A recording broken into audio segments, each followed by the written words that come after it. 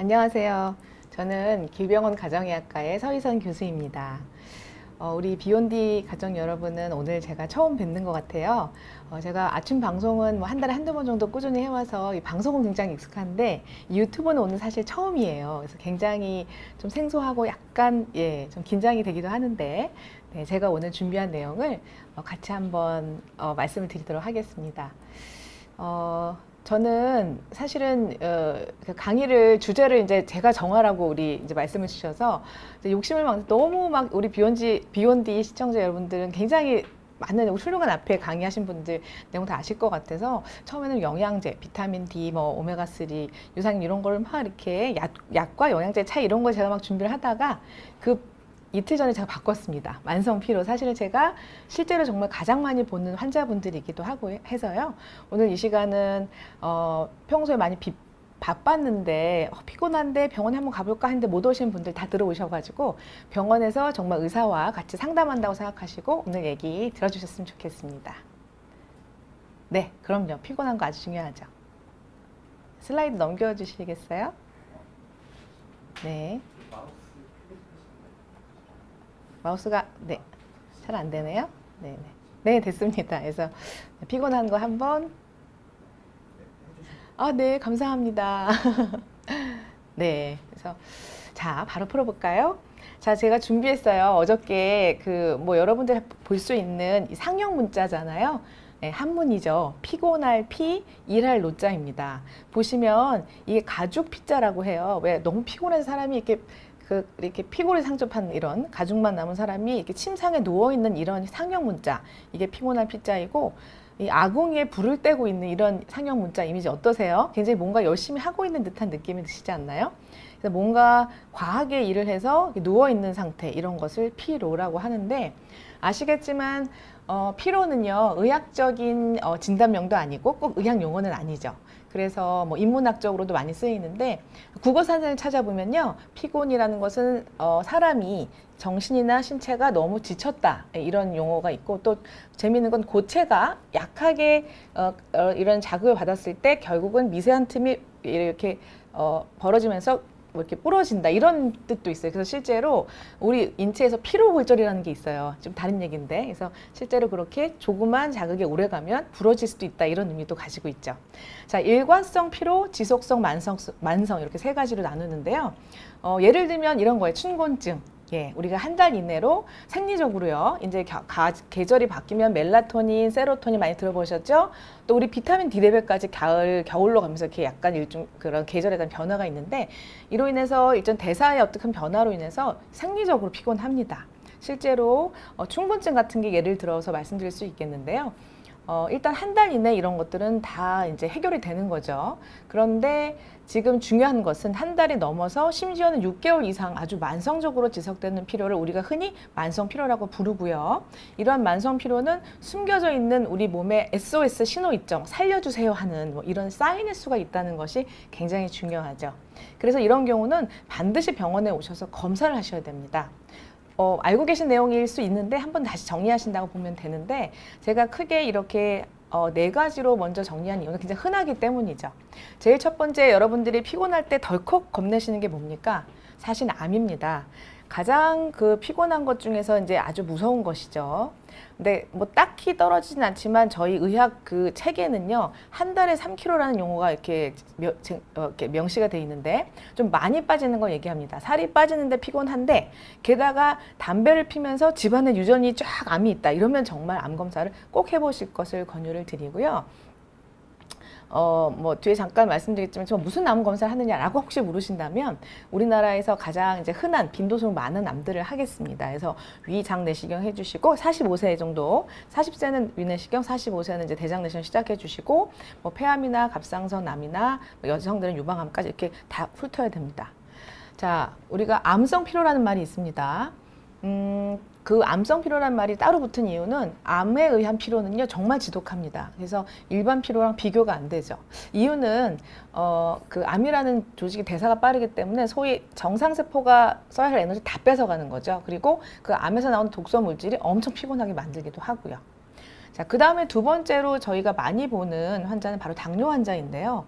개인적으로는 피곤해서 오셨는데 전혀 당뇨를 모르고 있다가 당뇨를 제가 진단해 드린 경우가 굉장히 많습니다. 예를 들면 그런 거예요. 한 3개월 전에 검진했는데 약간 전당뇨 얘기를 들었습니다. 그래서 전당뇨라고 했는데 갑자기 피곤해서 제가 이제 다시 피를 뽑아봤더니 공복혈당이 있잖아요. 300이 나오시고요. 식후가 600이 나오셨던 케이스인데, 자, 고혈당.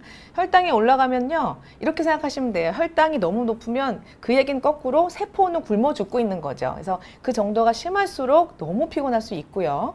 반대로 이미 당뇨가 있던 분들은 사실 기간이 길어질수록 이런 어떤 저혈당 증상이 거의 없습니다. 뭐 흔히 우리가 얘기하는 손이 떨리고 땀이 나시는데 그냥 피곤하신 경우도 있기 때문에 당뇨가 오래되신 경우라면 조금만 피곤해도 항상 그 혈당을 체크하실 필요가 있죠.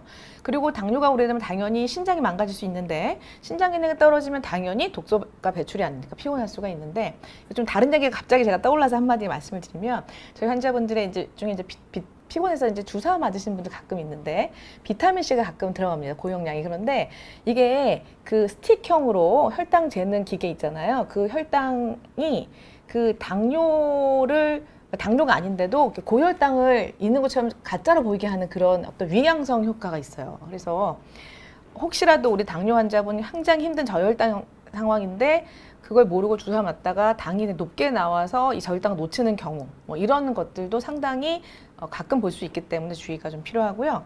갑상선 기능이 올라가면 굉장히 살이 빠지면서 막 선이 떨리고 덥고요.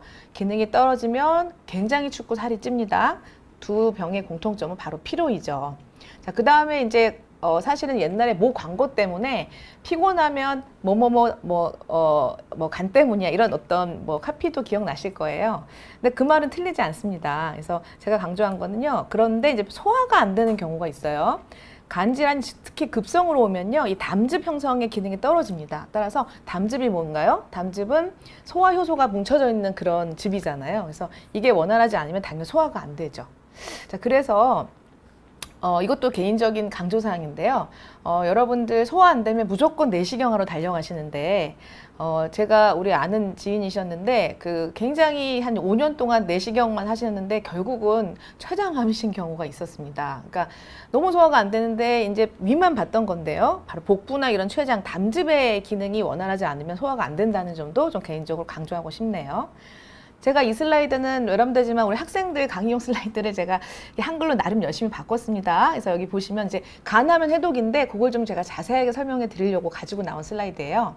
우리가 흔히 독소라고 하는 것은요, 너무 많죠. 그 중에서 특히 그 중금속 같은 경우는 기름에 녹습니다. 이런 걸 지용성이라고 하는데, 자, 간에서는요, 이런 기름에 녹는 독소 성분을 맨 마지막에 어떻게 되죠? 결론 최종 배설 물질이 결국 물에 녹는 거죠. 그래서 기름에 녹는 성분을 물에 녹는 성분으로 바꾸는 것이 해독이다. 뭐 이렇게 말씀드릴 수가 있는데, 여담이지만 그래서 대부분 독소가 지용성이기 때문에 여러분들 뉴스 보시면요, 낙지 머리에서 카드뮴이 나오지, 그러니까 머리에 이제 뇌 성분이잖아요. 그래서 이렇게 드실 때도 이렇게 지용성의 중금속이 많다. 이런 거 좀 알고 계실 필요가 있는데, 어쨌든 그래서 자, 간에서 보시면요, 이게 영어라 좀 안 됐습니다. 페이스 1입니다. 1단계, 제1단계, 페이스 2, 제2단계 이렇게 간에서 해독을 2단계에 걸쳐서 하고 있습니다. 화학공장이라고 하죠.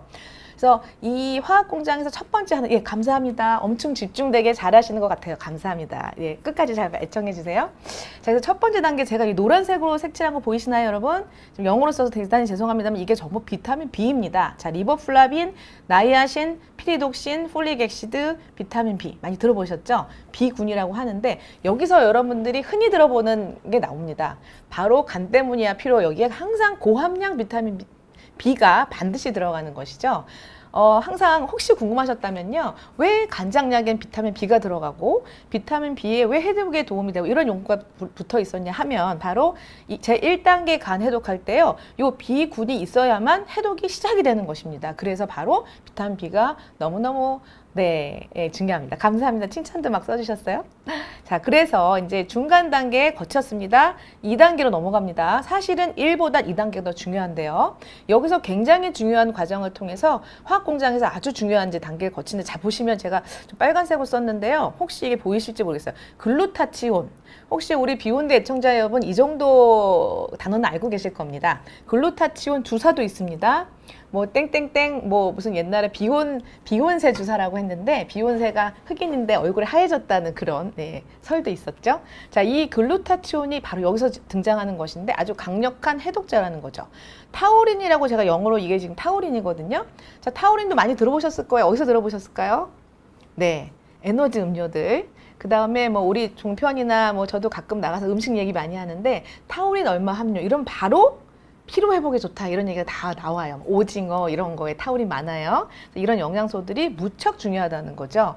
그래서 우리가 물에 녹는 성분으로 짠 바뀐 다음에 바로 소변으로 나가겠죠. 그리고 이거는 약간 그냥 재미삼아 말씀을 드리면 우리가 대변이요 정말 황금색이어야 하는 이유가 바로 이 대변 네, 바카스 정답입니다. 네, 타우린 다음 바카스 이런 이제 상품명 얘기하면 안 되기 때문에 제가 박땡스 이렇게 맞습니다. 그렇고요. 그 담즙이라는 게 뭐냐면요, 사실은 적혈구가 약 3개월 살거든요. 다 죽습니다. 새로운 게 만들어지면 쓰레기가 나오는데 그게 거의 담즙에 거의 다 들어있고요. 여기에 바로 여기서 해독된 그런 독소, 수용성 바뀐 독소들이 담즙에 들어있어요. 결론은 담즙은 약간 쓰레기 개념이에요. 그래서 참고로 혈중 담즙 그 농도인 빌리루빈이 높으면요, 네, 그 빌리루빈 수치가 혈중에 높으면 독소이기 때문에 굉장히 피곤하고 네, 도움이 될 거 나중에 말씀드릴 건데 그렇게 되죠. 그래서 대변의 색깔이 약간 녹색에서부터 짙은 갈색처럼 보이는 이유가 바로 이 대변을 통해서 이 착색이 된 담즙이 나오기 때문이에요. 좀 다른 얘기지만 대변이 회색인 경우가 병이 있어요. 이런 경우는 어머나 담즙이 나오는 구멍이 막혀서 대변이 회색일 수 있구나. 저희가 그렇게 생각해 볼 수도 있답니다. 제가 강조하고 싶은 것은 독소란 지용성인데 물에 녹는 수용성 바뀌는 과정 간에서 하니까 얼마나 중요한지 다시 한번 강조하고 싶어서 보여드렸고요. 자, 그 외에도 당연히 피곤한 이유가 너무너무 많죠. 사실은 아까 보여드린 4가지 제가 진료실에서 한 10명 분의 8분은 다 그 병에 사실 다 들어가고요. 사실 최근에 요즘은 심리적인 게 더 많습니다만은 통계적으로는 심리적인, 즉 우울증, 뭐 불안증, 신체화 장애 이런 이제 마음이 너무너무 아파서 피곤하신 분들도 너무 많습니다. 그 다음에 이제 열이 나면 우리 몸에 에너지 대사가 막 빨라지기 때문에 당연히 피곤하겠죠. 너무 당연하고 이 요즘은 결핵이 되게 의외로 많습니다. 결핵이 뭐 기침을 하고 막 숨이 차지 않습니다. 굉장히 피곤하고 특히 밤에 약간 식은땀이 나는데 결핵인 경우 상당히 있고요. 류마티스 관절염 같은 자가면역 질환인 경우라든지 지금부터 좀 어려워집니다. 뇌하수체 기능 저하증 이것도 정말 드문데 그러니까 이 뇌하수체 종양이 생기는 경우 좀 드물게 있고요. 갑상선 기능이 이상이 있는데 생리까지 불순하면서 이렇게 3가지 정도 호르몬이 같이 그냥 갑자기 떨어지는 그런 질환이다. 이거는 소위 명의 선생님들 처음에 잘 정말 구분이 안 가서 이렇게 보내드리게 되는 아주 드문 경우. 자, 빈혈 당연합니다. 세포가 산소가 부족하기 때문에 당연히 피곤하겠죠. 자, 아까 제가 암 얘기는 했지만 그건 주로 이제 고형암을 저희가 주로 얘기를 했고 사실은 림프종 백혈병은 이제 혈액암이잖아요. 사실 전혀 거의 증상이 없고 이제 피곤한 경우가 많이 있고 콩팥이 망가지면 노폐물이 말씀드린 원인 너무 많아. 앞으로 좀 더 기대하세요. 더 많은 원인을 제가 말씀을 드릴 건데 신장이 망가지면 노폐물 배설이 안 되는 거 당연하고. 자, 만성폐질환은 산소가 잘 원활하게 공급이 안 되니까 필요한 것이고요. 폐질환이 그러니까 심혈관 질환이 만성적으로 가도 전부 문제가 됩니다. 그 다음에 제가 개인적으로 최근에 경험한 경우인데 너무너무 피곤하신데 40대셨는데요. 약간 걸음걸이가 들어오시는데 보폭이 되게 좁았어요. 그리고 이렇게 얼굴이 되게 무표정하셨는데 결론은 이분은 파킨슨 병이셨어요. 사실은 굉장히 어렵습니다. 파킨슨병 초기에는 피곤하신 경우만 있는 경우에서 사실 저희 가정의학과는요 굉장히 이렇게 희귀한 질환도 나오고 아주 흔한 질환까지 정말 다양한 질환을 보고 있습니다. 그래서 이런 질환들을 오시면 저희 검사를 하고 있습니다. 자, 그런데 아까 말씀드린 게 질환으로는 끝인데요. 이런 질환을 검사를 다 했는데 없습니다. 그리고 물론 술을 안 드셔야 되겠고 이제 술을 많이 안 드시고 그 외에 뭐 약에 의해서 필요한 경우도 좀 있습니다만 그거 2개도 아닌데 심하게 일상생활에 지장이 있는 피곤함일 때 이제 우리가 의학 교과서에는 마지막으로 만성피로증후군이라는 진단명을 붙일 수 있게 되어 있고 제가 가지고 나온 이 설문지 8가지 중에 4가지는 이제 진단 크라이테리아라고 하는데 아주 이제 확진하는 그런 무슨 피를 뽑거나 뭐 사진을 찍어서 이거 나오는 건 아니고요. 진단명이 되겠습니다. 그래서 여러분들 중에 상쾌한 느낌이 없고 많이 피곤하고 이런 것까지는 비슷해요. 기억력 떨어지고 이런 거 많이 있죠. 근데 이제 네 가지가 되는데 잘 보세요. 그럼 목이 막 아픈다든지 이 목에 임파선이 분다든지 뭐 이런 게 사실 네 개가 의외로 다 들어맞기 사실 많지는 않으신데 이게 이제 이 임파선이라는 게 이게 이 만성피로증후군의 원인이 자가면역설 뭐 감염설 때문에 이제 이런 어떤 그런 그 분류가 들어간 것이고요. 그래서 뒤에 말씀드렸지만 은근히 이걸 다 만족하는 게 사실은 굉장히 쉽진 않습니다. 자, 그래서 제가 이제 약간 강조하는 내용인데 지금 저는 가정의학과 의사로서 개인적으로 제가 가정의학과 의사가 된 이유이기도 하지만 일반 소위 서양의학 쪽으로 검사를 했는데 아무 이상이 없고 예, 뭐 전혀 뭐 찾아내는 게 하나도 없는데 본인은 너무 힘드신 분들이 너무 많습니다. 저희 학회 통계에 의하면 특발성 피로라고 하는데 아까 얘기한 그 기준에 딱 들어맞지 않지만 피곤하신 분이 너무 많고요. 실제로 이 자마라는 게 아주 이제 권위의 의학 학회지인데 여기서도 이 멘탈 퍼티그라고 하는데 그 뇌가 피곤한 거죠. 감정 기복이 심한 것조차도 이제 뇌 피곤으로 본다. 이런 정의를 아주 오래전에 내린 바가 있는데 그래서 사실 기능약이라는 어떤 약간 그러니까 세포의 기능만을 보는 어떻게 보면 이제 대체약 중에 학문인데요. 그래서 이런 환자들이 많기 때문에 저희가 이것을 접목을 시키지 않을 수가 없어서 오늘 그 얘기도 조금 제가 하려고 합니다. 자, 그래서 이 기능약적 관점에서는 피로라는 것은요. 이 생체 내에 에너지 불균형을 나타내는 가장 큰 지표다 이런 표현을 이제 이런 전문가들은 하고 있는데요. 제가 무지개처럼 이렇게 색깔을 막 넣었는데 사실은 이 중에 제가 강조할 게 호르몬과 중금속 장내 불균형입니다. 사실은 우리 애청자 여러분 이거 굉장히 많이 들어보셨을 거라 제가 사실 이것 때문에 좀 고민을 했는데 그래도 정리하는 의미에서 제가 간단하게 좀 설명을 드릴 건데 개인적으로 호르몬을 저는 여성은 여성 호르몬, 남성은 남성 호르몬 이런 걸 치료했을 때 가장 효과를 빨리 아주 드라마틱하게 보고 있어서 적극 추천을 합니다. 물론 그 기회가 되면 다음에 또 말씀드릴 수 있으면 좋겠고요. 오늘은 제가 뭐 여러분들 아실 수 있지만 부신 호르몬에 좀 집중을 해서 설명을 드릴 건데요. 자, 부신은 많이 들어보셨을 겁니다. 요즘 부신 피로라고 치면 인터넷에 많은 정보가 있는데 이거는 제가 학생들 강의용 슬라이드거든요. 그래서 저희가 의대생들이 배우는 부신에서 분비하는 호르몬 역할에 대한 슬라이드예요. 자, 부신은 보시면 맨날 여기 이렇게 부신, 그러니까 콩팥 위에 있다고 맨날 얘기하는데, 자, 부신은 피질이 있고 수질이 있어요. 아드레날린이라고 하는 이제 스트레스를 받으면 나오는 호르몬 총체 중에서 DHA는 오메가3고요. DHEA는 이제 그 부신 호르몬입니다. 그래서 부신 호르몬하고 성 호르몬이 항노화 성기능을 하고요. 이 콜티졸이 이렇게 빨갛게 제가 이렇게 표시했죠. 소위 열받으면 혈압 올라가는 거 생각하시면 됩니다. 가슴이 두근거리고 화가 났을 때 그런 어떤 패턴들이죠. 자, 미네랄이라고 하는 그러니까 알도스테론이라고 하는 호르몬은 이 전해질 조절을 해줍니다. 죄송합니다. 또 영어가 나왔습니다. 이게 이제 스테로이드 호르몬 스트레스 리스판스라고 하는 건데 이 사람이 이 R 랑이라고 하는 프랑스 의사가 자기가 생각한 가설을 이제 주장하는 겁니다. 이거는 밝힌 게 아니라 주장입니다. 자, 보시면 알람 페이스라고 하는 거는 이제 굉장히 놀랐을 때죠. 여러분들 좀 아시겠죠? 콜레스테롤부터 시작하는 게 좀 중요하고요. 콜레스테롤로부터 DHEA로 가서 성호르몬이 만들어지고 우리가 아는 콜티졸이 여기서 나오죠.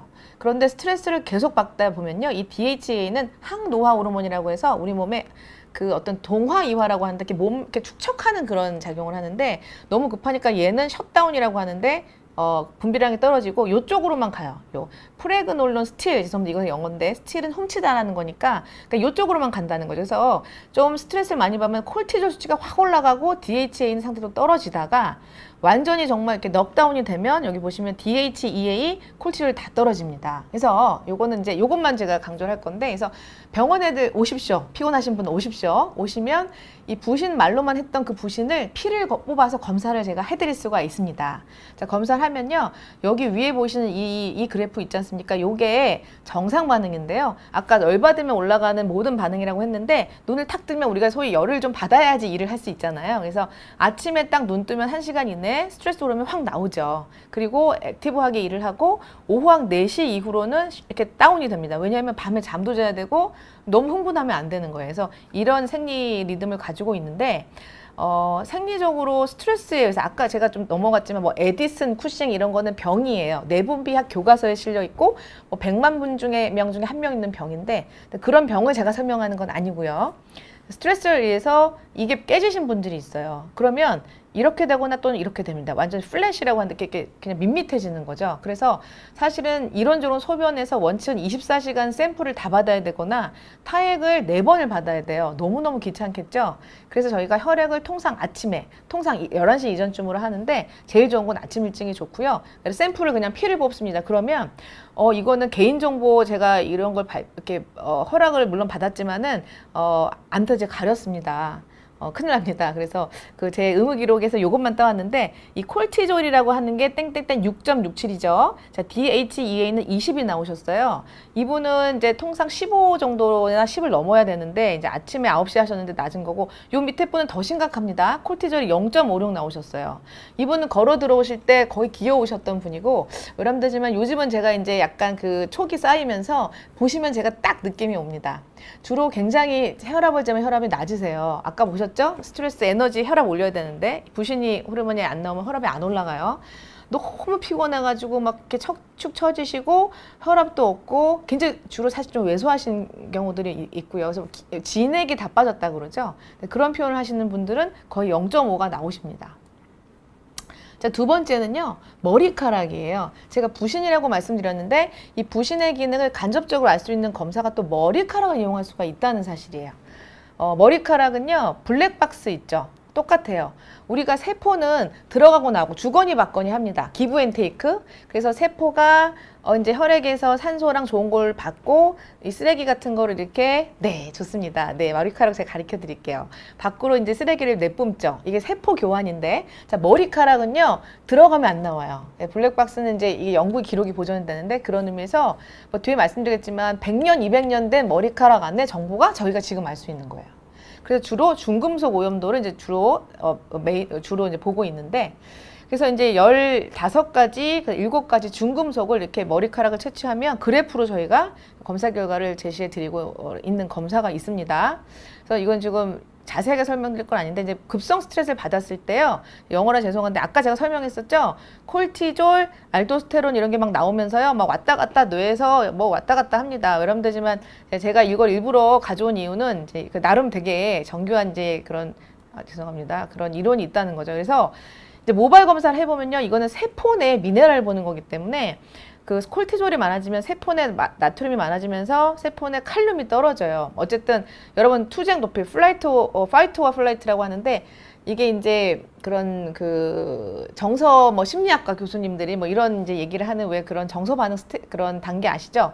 바로 요때 이 그러니까 스트레스 호르몬이 나온다는 거죠. 그래서 딱 모발 검사하면 이렇게 됐다가 이제 좀 어느 정도 적응을 해야 됩니다, 우리 몸이. 그래서 하면 저항 단계가 되면 똑같아지다가 나중에 이제 만성 스트레스는 바뀌는 패턴이 되죠. 그래서 결론은 이런 경우에는 이제 이렇게 그 뇌에서 막 호르몬의 시그널을 왔다 갔다 한다는 거에서 이것도 물론 주장인데 어떤 의사가 주장하기를 이제 분자교정의학회지라는 저널에 아주 오래전이지만 실었는데 나트륨과 칼륨의 비율을 가지고 급성기냐 아니면 만성기냐를 내가 알 수 있다는 거죠. 네, 그래서 굉장히 물론 간접적이고 의사들의 주장이라는 거 다시 강조합니다. 그 다음에 제가 갑자기 또 슬라이드가 짠 하고 바뀌었습니다. 제가 모바일에도 봐서 넘어갔는데, 그럼 지금까지 설명드린 이제 병이었고, 이제 기능약 첫 번째가 이제 아까 호르몬 지금 지나갔습니다. 부신만 얘기했고, 뭐 여성 호르몬은 또 뭐 다음에 또 기회 있으면 하고요. 장누수. 혹시 들어보셨을 것 같습니다. 우리 애청자분들. 자, 두 번째 기능의학적인 만성피로의 원인은 바로 장누수 증후군 및 히스타민 불내성. 사실 장누수는 들어보셨을 것 같은데요. 히스타민 불내성은 모르셨을 것 같아요. 여러분들지만 또 영어인데요. 죄송한데 이게 조눌린이라는 단백질인데요. 여기 보시면 이게 장이거든요. 장은 혈액이 있고 장세포가 있는데 세포가 딱 한 줄로 딱 이렇게 일렬로 돼 있어요. 네, 히스타민 설명해 드릴게요. 그래서 일렬로 돼 있는데 여기 보시면 마치 이렇게 운동화끈처럼 이렇게 붙어 있는데 우리가 투과성이라는 게 뭐냐면요. 장에서 혈액으로 뭐 좀 좋은 건 들어오고 나쁜 건 안 들어와야 되는데 그게 투과성이에요. 그래서 선택적인 투과성이라고 하는데 그게 조눌린이란 단백질이 어느 정도 있어야 가능한 거예요. 그런데 제가 이 장누수의 원인을 지금 7개를 7개를 썼죠. 제가 빨간색 쓴 게 뭐가 있죠? 일단 캔디다는 균이죠. 글루텐 밀가루 단백질 아시죠? 그다음에 소장 세균 과증식, 이거 세 개 제가 하이라이트 표시한 이유가 뭐 아시겠지만 소장 세균 과증식은 원래 소장은 어떻죠? 깨끗합니다. 대장에서 균이 올라오든지 아니면 위산이 너무 없어서 하여튼 세균이 내려온 건데, 어쨌든 이 세균과 밀가루가 결론 이 조눌린 단백질을 굉장히 많이 만들게 합니다. 그래서 결론은 이렇게 뻥 뚫리게 하는 거죠.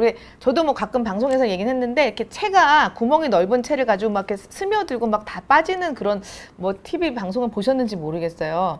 그래서 그게 이제 의미하는 게 이렇게 투과성이 증가한다고 하는데 다 빠지는 거예요, 다. 그래서 이 장내에 있는 여러분들 더 더러운 것들이 혈액 안으로 다 들어오는 거죠. 그래서 이제 장이 샌다라고 개념을 붙였는데, 자, 이때 히스타민 분해성이라는 것은, 즉 분해성이라는 건 영어로 인톨러런스인데 분해 요소가 저하됐을 때의 상황을 의미하는 거예요. 그러니까 이 히스타민 분해 효소가 이 장 점막에서 분비가 되는데 여기가 좀 기능이 떨어지니까 이 효소들이 이제 기능을 못 하는 거죠. 그러면 체내로 우리가 먹는 음식이 의외로 히스타민이 굉장히 많거든요. 이게 알아서 분해가 안 되고 그냥 확 몰려들고 쓰나미 같이 그냥 들어오는 거죠. 그래서 이 체내 히스타민이 많이 들어오면서 증상이 생기는데, 히스타민 중독이 아주 여러분들이 아는 게 뭐냐면 고등어 알레르기 있으신 분들이 이 경우예요. 히스티딘이라는 단백질을 세균에 의해서 히스타민으로 바꿔요. 그러면 고등어에 약간 상한 고등어는 히스타민 덩어리가 돼서 이런 효소가 많아도 너무 많이 들어와서 막 두드러기가 생기는 거죠. 자, 어떤 증상 생기냐 보시면 가슴이 두근거리고요, 머리가 아프고 막 갱년기 증상처럼 땀이 나면서 두드러기가 생기고 혈압이 떨어져요. 그러니까 제가 이제 뵙는 환자 중에 이제 생리가 일단 불순이 생기거든요, 이게. 그러면은 폐경이라서 얼굴이 덥나? 두드러기까지 생기네 오시는데, 가만히 이렇게 상담을 해보면 폐경은 전혀 아닌데 바로 히스타민 불내성인 분들이 은근히 많더라는 것이죠. 조금 얘기가 길게 얘기하면 두통은 개인적으로 이게 뭐냐면, 편두통 여러분 환자들 잘 보시면 똑같은 기전으로 히스타민이 혈관 늘려서 생기는 두통이거든요. 우리가 이 편두통 환자들은요, 치즈, 그 다음에 되게 신김치 먹으면 머리가 더 아파요. 그거는 저희 교과서에 나와요. 의대 교과서에서 편두통 환자들이 피해야 되는 음식, 치즈, 와인, 그 다음에 그 오래 발효한 식품 이렇게 나오는데, 바로 히스타민 불내성 환자들도 똑같은 이유에서 그런 음식이 히스타민이 많거든요. 그렇게 해서 뭐 치즈나 발효가 오래된 이런 것들을 먹으면 안 그래도 장이 누수가 돼서 효소가 없는데 더 증상이 심해지겠죠. 네, 그런 개념이 있다는 거는 잠깐 소개를 해드립니다. 그 다음에 또 넘어갔습니다. 바로 그 다음에 이제 피곤한 원인을 막 찾는데, 이제 그것도 저것도 아니었으면 이제 바로 미네랄로 넘어갑니다. 그런데 미네랄 너무너무 많이 아시는데, 제가 그냥 경험적으로 흔해서 경험한 걸 말씀드리면 바로 마그네슘이 부족하신 분들이 너무 많아서요. 여기 안 들어가시는 분 없을 거예요. 스트레스 안 받는 분 없죠, 요즘에.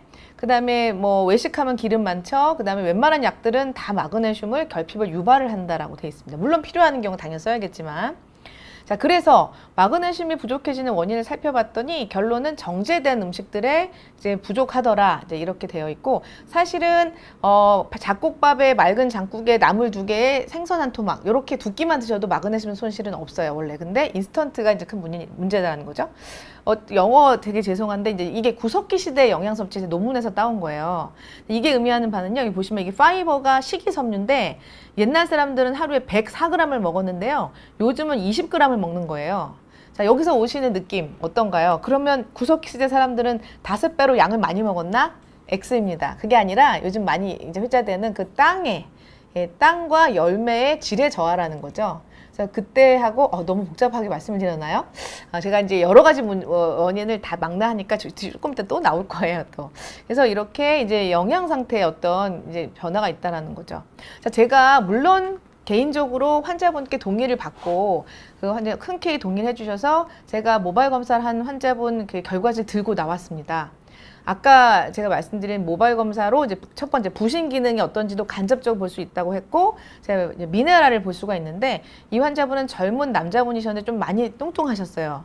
보시면 이 하얀색 칸이 정상인데 이 막대기 그래프가 거의 없습니다. 자, 그 다음에 여기 나트륨, 칼륨 여기서 볼 수 있는 것이 굉장히 이제 칼륨이 높으면 이분은 부신 기능이 완전 말기에 있는 너무 만성 스트레스라는 걸 알 수가 있었고요. 그 다음에 또 눈에 띄는 게 납이 굉장히 높았어요. 이건 중금속을 제가 다음에 말씀드릴게요. 그래서 이분은 이제 이 마그네슘이 부족한 원인이 완전히 애기들 입맛이어가지고 초콜릿 인스턴트만 드시는 분이어서 굉장히 이제 질환이 많으셨던 케이스고요. 자, 그 다음은 구리라고 딱 썼는데 제가 마그네슘만 사실은 아까 슬라이드로 강조했고 구리도 여기 보시면 우리 몸에 특히 세포 내에 구리가 많으면 알러지, 탈모, 변비, 에너지 저하, 그 다음 피부에 멍 같은 것이 심하게 드는데 이분은 죄송합니다. 이게 잘렸네요. 이분은 이제 제가 이제 주로 많이 뵙는 케이스 이제 40대 중반의 여자분이신데 엄청 불안하고 얼굴이 덥고 기억력이 떨어지고 손발까지 저리니까 갱년기인 줄 알고 오셨어요. 근데 외람되지만 이게 영어죠. 이 맨 끝에 있는 영어 이게 E2가 에스트로겐입니다. 59죠. FSH라는 게 이제 그 여성 호르몬의 폐경인지를 보는 어떤 호르몬 조합인데 결론은 이 FSH라는 게 35가 넘어야 폐경이거든요. 그러니까 결론은 이걸 보면 이분은 폐경이 아니라는 걸 확실히 알 수 있는 거예요. 근데 여기는 안 썼지만 막 생리도 불규칙하고 막 덥고 그랬고 물론 이분이 이제 히스타민 불내성 검사를 해보면 뭐 나중에 어떨지 모르겠지만 그냥 모바일 검사에선 이분은 구리가 높았어요. 실제로 재미있는 게 구리가 많은 음식이 히스타민 많은 음식하고 같습니다. 그래서 초콜릿, 조개, 밀가루 이런 데 구리가 많은데 이분의 문제는 과자, 빵, 초콜릿이었어요. 참고로 알루미늄은 이제 그 베이킹 파우더, 합성 파우더 좀 많이 들어가는데 딱 보면은 제가 그래서 이렇게 나오면 아 이분은 빵 많이 드셨죠? 딱 여쭤보면 어떻게 하셨어요? 이렇게 나오실 수가 있는 그런 아주 전형적인 케이스죠. 그 다음에 이제 마지막인데 거의 오늘 준비한 자료 중에 중금속이 아주 심하게 몸에 많이 쌓여 있어도 굉장히 많이 피곤한데 원인은 이 중금속은 아까 얘기한 미네랄하고 이제 짝을 이루기 때문에 이 수은이 이제 칼슘과 이제 기량작용이라고 하는데 이제 그런 것 때문에 피곤하고 뭐 독소로 작용 당연히 하죠. 여기 다 가렸습니다. 요즘에 외람되지만 오메가3 저기 멸치도 등 푸른 생선 조기인 건 아시죠? 그래서 뭐 멸치에서도 뭐 추출하고 하는데 이제 뭐 이런 논란이 있었죠. 그래서 뭐 얼마든지 뭐 중금속 요즘 검사 잘한 제가 뭐 오메가3 준비도 하다 말았다고 했는데 뭐 다 안 좋다는 게 아니라 옛날에 한때 뭐 좀 문제가 있었을 수도 있는 특히 이렇게 사실 개별 포장 안 돼 있는 것들 이런 거 조금 조심하실 필요가 있고 자 이거 참치입니다. 우리 국내 참치 사업하시는 우리 혹시 시청자 여러분께 대단히 외람되지만 저는 참치에 전혀 유감이 없는데 문헌상으로 뭐 다 아시겠지만 유기수은이라고 하는데 우리가 요즘에 뭐 수은 혈압계 없어진 거 아세요? 수은이 이제 환경오염 때문에 없어졌는데 이제 그런 식으로 이렇게 바다로 흘러가죠. 무기수은이 흘러가면 그거를 작은 생선이 먹고 큰 생선이 먹는데 그 제일 큰 생선이 우리가 먹는 참치를 예를 제가 든 거고요. 그 참치에 있는 수은을 저희가 먹으면 그러니까 유기화된 수은인데 이거는 100% 흡수가 되는 거예요. 엄청난 유력을 발휘하는데 제가 아까 간 해독 얘기하면서 뭐라고 했냐면 독소가 지용성이라고 한 거 혹시 생각이 나시나요? 듣고 계시나요? 아까 저 칭찬해 주셨던 분 어디에 가셨나요?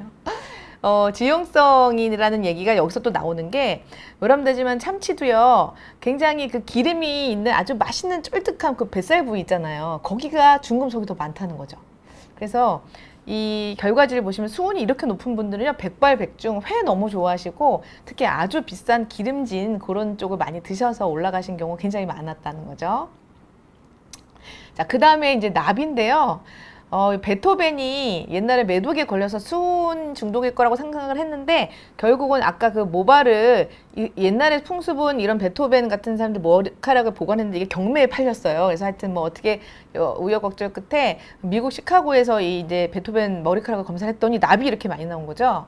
그래서 지금 추측하기로는 그때 이제 한참 산업화될 때 민물고기를 잘 많이 잡아서 드셨대요. 베토벤이. 예, 그래서 그랬을 걸로 추측하고 있고 뭐 이런 데서 많이 나오죠.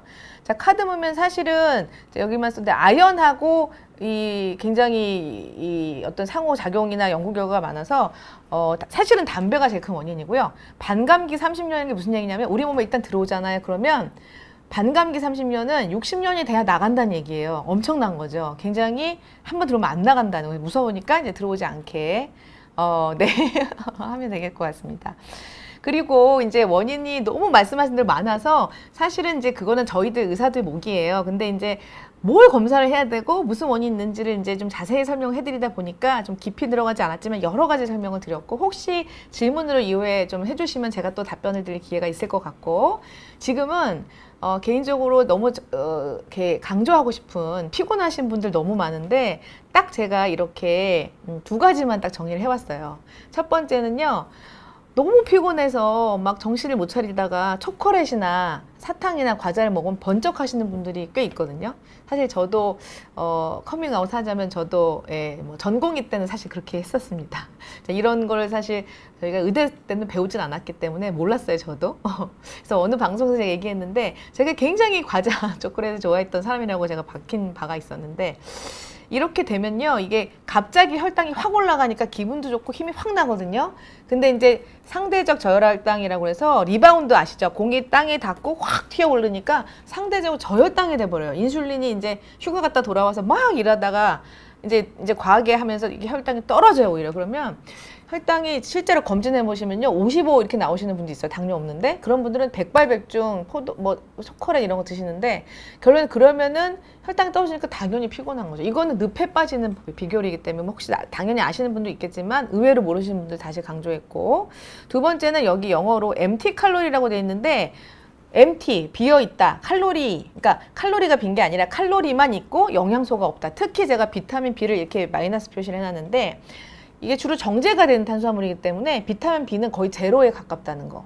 제가 아까 간해독 때도 비타민 B 강조했지만 뭐 여러분 다 아시지만 에너지를 이제 불쏘시개 같이 내는 그런 비타민이기 때문에 중요한데 전혀 없다는 거죠. 그리고 소모도 많이 시키고. 그 다음에 마지막으로 쉽게 얘기하면 장내 그 나쁜 세균의 먹이가 된다, 뭐 이렇게 얘기를 하거든요. 그 다음에 그래서 뭐 글루텐 얘기는 혹시 나중에 할 기회가 있을지 모르겠는데 참고로 글루텐은 밀가루에서 밀가루만 절대 끊으면 되겠지 하시는데요.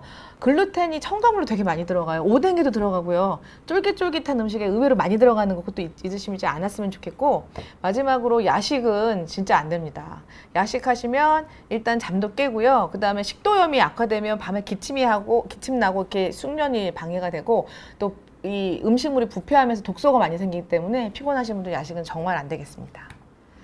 이 부분은 제가 혹시 꼭 질문을 하실 것 같아서 그냥 아예 먼저 준비를 했어요. 그래서 피곤하시면 요즘 너무 많이 주사를 맞고 계시는데 여기에 대해서 사실 조금 논란이 있는 건 사실인데 제가 말씀드리고 싶은 것은 근거가 전혀 없지 않은 부분이 일부 있다. 요거를 제가 좀 살짝 강조하려고 가지고 나왔는데요. 일단 조금 적극적인 영양 치료, 저희가 그렇게 표현을 하고 있는데 뭐 당연하겠지만 경구나 근육 주사보다 이 혈관으로 들어오니까 100% 흡수되면서 이제 굉장히 드라마틱한 효과가 있고요. 예를 들면 마그네슘 같은 경우는 굉장히 특히 세포 내 농도가 뭐 비교가 안 되는 거. 그 다음에 이제 제가 뒤에 설명드리겠지만 드럭 이펙트라고 하는데 뭐 모두 다 그런 게 아니라 특별히 그런 비타민 미네랄이 있어서 여기 보여드리면 이 천장 효과라는 말이 있습니다. 우리 천장이 있는데 이게 무슨 얘기냐면 천장을 뚫고 올라갈 수가 없잖아요. 그래서 여기 잘 보시면 비타민 C를 고용량을 드시면 드신 만큼 흡수되는 게 아니라 여기 보시면 오히려 흡수율이 점점 떨어져요. 그래서 여기 보이실까요? 여기 조금 먹었을 때 흡수율이 높다가 오히려 많이 먹어서 떨어진다는 거죠. 그래서 사실은 비타민 C를 경구로 섭취하실 때는 조금씩 자주 물하고 비슷합니다. 바로바로 나가버리기 때문에 그렇게 드시는 게 좋고요. 그래서 이 비타민 C 약물 동태 연구라는 이제 저널에서 보면요. 여기도 영어라 죄송하지만 이게 그러니까 경구고 이게 이제 주사를 맞는 건데, 그러니까 쉽게 얘기하면은 경구로 이렇게 드시는 것이 아무리 많이 올라가도 혈중 농도가 여기 보시면 굉장히 여기 보면 많이 안 올라가죠. 그래서 제가 동그라미 친 이유가 여기 보면 500 마이크로 몰 퍼 리터라고 하는 지점이 되려면 10g 정도는 IV라고 하는데 혈중으로 주사를 맞아야 되는데 이게 바로 이제 항바이러스 효과가 있는 시점의 농도거든요. 즉, 여러분들 감기를 예방하거나 피로, 아까 잠깐 말씀드렸지만은 피로, 아까 부신을 얘기했는데 부신 기능에 아주 중요한 게 비타민 C거든요. 그런데 고함량 중요한데요. 고함량을 그러니까 한꺼번에 많이가 아니라 자주 나눠 드시고, 지금 감기가 걸리셨어요. 그래서 사실은 병원에서 비타민 C 주사들 좀 놔주시는 데가 많은데 비타민 C 주사를 맞게 되는 근거는 바로 바이러스를 죽이는 효과까지 보려면 이렇게 IV, 그러니까 주사를 맞지 않고는 그 정도 온도까지는 안 올라간다는 거죠. 네, 요거에 대한 이제 근거를 제가 살짝 말씀을 드린 겁니다. 그래서 제가 이렇게 준비한 자료는 여기까지고요. 사실 피곤하신 분들 너무 많아서 아마 궁금하신 게 많을 것 같아서 제가 나머지는 질문을 하시면 답변을 해드리려고 하는데 잘 될 운명입니다. 네, 긍정적인 이름을 가지고 계시네요. 저는 40살 남성입니다. 전 고혈압, 천식, 디스크, 신경인성 방광 등으로 흡입제, 항경련제, 신경이성 방광이라고 하시면은 어떤 무슨 손상을 받으셨나 본데요. 예, 항경련제, 혈압약, 방광약 등을 먹고 있습니다. 최근 들어서 밥만 먹으면 잠이 오고 피곤이 늘 풀리지 않습니다. 심할 때 낮에는 2시간 정도 자도 해결이 안 되는데 어떻게 해야 될까요? 너무 힘드시겠어요. 특히 뭐 혈압은 뭐 가볍고 디스크도 가볍지만 특히 신경인성 방광이 있으시고 하는 약은 좀 항경련제 이런 건 조금 어려운, 소위 좀 어려운 약들인데, 아까 제가 약에 대한 어떤 그 필요와 연관성을 잠깐 언급은 했는데요. 일단 아주 많이 알려진 피로를 유발하는 약은요, 항우울제들, 그 다음에 그 항히스타민제들. 근데 사실 항경련제들도 약간 이제 피로를 사실 유발할 수가 있고, 고혈압 약 중에 베타블로커라고 하는 약은요, 아까 제가 왜 확 아드레날린, 왜 그 부신의 일종의 어떤 스트레스 호르몬들이 사실 올라가면 혈압이 올라간다고 했는데, 이 베타블로커가 바로 그 부신, 그러니까 아드레날린을 억제해주는 기능을 하는 혈압약이거든요. 따라서 베타블로커를 쓰시면 굉장히 좀 나른하고 늘어지실 수가 있어요. 그래서 혹시 약과 연관돼서는 뭐 항경련제는 외람되지만 어떻게 할 수 없는 부분이긴 하지만 혈압약 종류 중에 베타블로커가 있는지 알아보시고, 방광약도 사실은 그렇습니다. 예, 방광약이 좀 나른하고 졸리게 하는 약들, 항히스타민도 마찬가지고, 약간 우리 뇌를요, 좀 이건 방광약의 약간 부작용으로 졸린 거지만 사실 졸리다는 건요, 강제적으로 뇌를 그냥 확 재우는 거잖아요. 그러니까 뇌를 확 재울 때 부수적으로 피로라는 증상이 사실 유발이 될 수 있는 거거든요. 그래서 제가 볼 때 우리 잘된 운명입니다 님께서는 약에 의할 어떤 근본적인 어떤 이런 문제들도 있으신 것 같고, 당화혈색소는 5.8이시면 저희가 정상이 5.7까지 정상이거든요. 그러니까 전당뇨신데 이거 가지고 피곤하실 정도 아닙니다. 아까 제가 강조했지만 혈당이 막 공복 혈당이 3, 400 나와가지고 막 세포가 아우성이 난다든지 막 그렇게 막 소변이 막 많이 나오고 탈수가 되고 이래야 피곤한데, 당화혈색소 이 정도면 전당뇨로 사실 거의 증상은 없으실 것 같습니다. 고용량 비타민C, 예, 아까 제가 언급을 했는데, 고용량 비타민C는 다시 강조하지만, 저도 개인적으로 고용량 비타민C를 저도 이렇게 뭐, 저는 물에 타가지고 하루 종일 막 먹고 있는 건데, 저희가 그 1940년대에 우리가 왜 그 괴혈병 아시죠? 비타민C를 선원들이 안 먹었더니 잇몸에서 피난 거 아시죠? 그만큼 비타민C가 중요한 건데, 그거는 이제 병이 안 생기는 용량인데, 고용량이 나온 이유는 우리 세포는 어떤 리뉴얼 해야 되고 하기 때문에 고용량에 맞는 건 맞습니다만, 사실 현대의학에서 아직 그게 논란이 있죠. 얼마가 고용량인지 논란이 있는데, 결론은 이 어떤 정도 고용량 비타민C는 부신 기능의 아주 강화와 회복에 큰 도움이 되기 때문에 도움이 된다는 근거는 아주 많은데, 먹는 방법입니다. 한꺼번에 털어 넣으시는 거 아니라 조금씩 자주 드시는 것을 이제 추천을 해드리고요. 20대도 비타민 섭취가 피곤함, 만성 피로에 큰 도움이 되나요? 아니면 바이오리듬 맞추는 게 더 도움이 될까요? 네, 20대도 사실은 뭐 나이가 뭐 모든 병을 다 이렇게 면피해 주는 건 아니죠. 그래서 20대 정도신데 만일에 바이오리듬 말씀하셨는데, 예를 들면 뭐 낮밤이 바뀌었다 그러시면 당연히 아까 제가 뭐 콜티졸, 바이오리듬, 멜라토닌, 뭐 비타민들 얘기는 했지만, 여담이지만 그 비타민들이 요즘 굉장히 논란이 많이 있는데, 옛날에는 비타민들을 제가 100가지도 맞추라고 하고 막 그랬어요. 근데 요즘엔 그게 또 2, 30은 떨어지고 아직 뭐 수치를조차도 논란이 있고 한데요. 비타민 종류가 뭐 특별히 만성 피로에 아까 비타민 C를 좀 강조를 했고, 특히 이제 종류 중에 제가 이제 비군 말씀을 드렸는데, 그 식습관이 특히 굉장히 인스턴트 위주로 드시고, 그 밥에 국에 뭐 반찬 2가지에 이렇게 충분한 특히 단백질, 비타민 B12번은 단백질만 동물성 단백질만 있는 거 아시죠? 그런 식사가 안 되시는 경우는 정말 비타민 B라든지 C 이런 데 큰 도움이 되실 수도 있죠. 그런데 정말 낮밤이 바뀌었다면 뭐 멜라토닌 이제 문제가 돼서도 피곤할 수 있으니까 맞추는 게 기본일 수도 있고, 그래서 첫 번째는 생활 습관, 음식, 그 다음에 영양제 이렇게 이제 강조하고 싶습니다.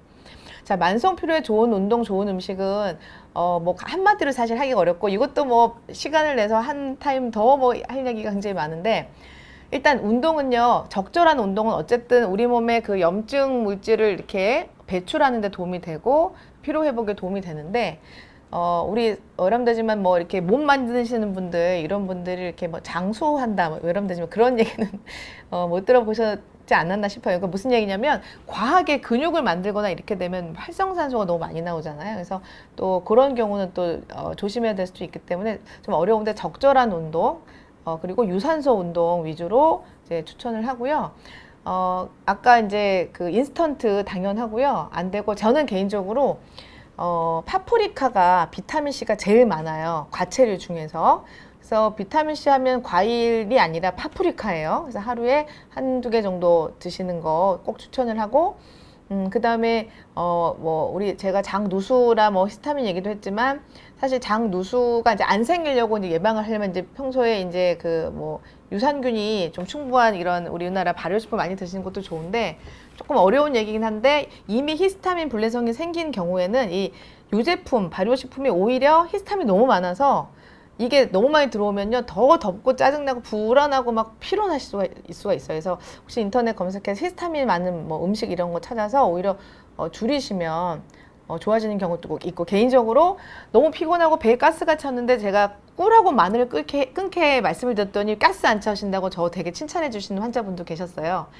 꿀하고 마늘 얘기는 왜 했냐면 그 장에 가스가 차는 또 음식이거든요. 그래서 음식은 좀 조금 그 장 누수가 있을 때랑 좀 찾아보셨으면 좋겠고, 종합 비타민만 먹어도 괜찮은 경우는 제가 뭐 영양제 표현은 나중에 혹시 뭐 기회가 되면, 결론은 사람에 따라 다 틀립니다. 예, 그래서 많은 연구 결과들을 보면 부족했을 땐 효과가 있었지만 충분한 경우에는 아무 효과가 없었다는 논문이 대다수거든요.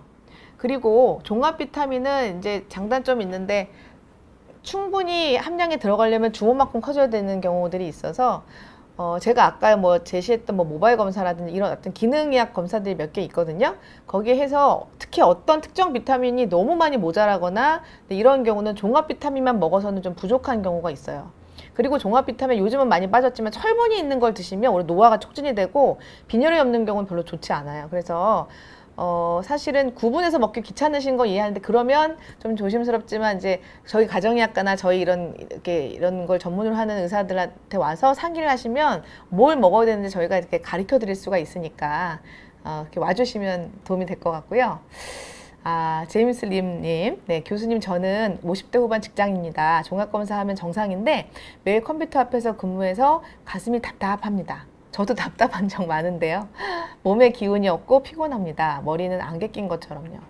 산에 다녀오거나 여행 다니면 좋습니다. 그래서 머리에 안개 낀 걸 저희가 브레인 포그라고 합니다. 그래서 포그가 안개 끼다라는 뜻인데, 이런 경우는 우리 제임스 림님은 약간 멘탈 퍼티그라고 하죠. 그러니까 그러니까 뇌가 필요하신 경우입니다. 그래서 기능의학적인 저희 소견으로는, 저희 경험상으로는요, 종합검사 당연히 이상이 없죠. 이게 이제 기능의학으로 넘어가는 건데, 대장 내시경이나 대장암을 보는 건데, 어떤 뭐 여러 가지 이제 간접적인 검사를 통해서 장내 세균이나 뭐 곰팡이 같은 게 너무 많으면 우리 몸의 그 장은 제2의 뇌라고 하거든요. 그 신경 전달 물질들에 어떤 문제가 있을 가능성이 매우 높으세요. 그래서 이런 경우는 기능의학적 접근을 좀 해주셔서 그런 어떤 그 식습관이나 이런 거 좀 고치시면 좀 머리가 맑아지지 않을까. 그리고 산에 다녀오시고 하면 좋다고 하시는 거 보면 더더욱 이 브레인 쪽에 어떤 퍼티그, 피곤이 좀 쌓여 있으신 분 같네요. 그래서 조금 심리적인 어떤 그 긍정적 마인드나 이런 것도 좀 필요해 보이시고요. 좀 기능의학적 접근이 좀 필요해 보이실 것 같습니다. 혹시 답변이 되셨는지 모르겠어요. 네. 그래서 이제 50분이 다 됐네요. 그래서 다음 방송에서 제가 마무리를 해야 되는데, 개인적으로 오늘 처음 제가 유튜브 방송에 이제 출연을 한 건데요. 이렇게 실제로 좀 소통하면서 좀 더 많은 이제 소통을 좀 못한 게 좀 아쉬운데, 뭐 다음에 혹시 기회가 있으면 좀 더 궁금해 하시는 걸 좀 더 짚어서 더 말씀드릴 수 있도록 한번 해보겠습니다. 들어주시고 경청해 주셔서 대단히 감사합니다.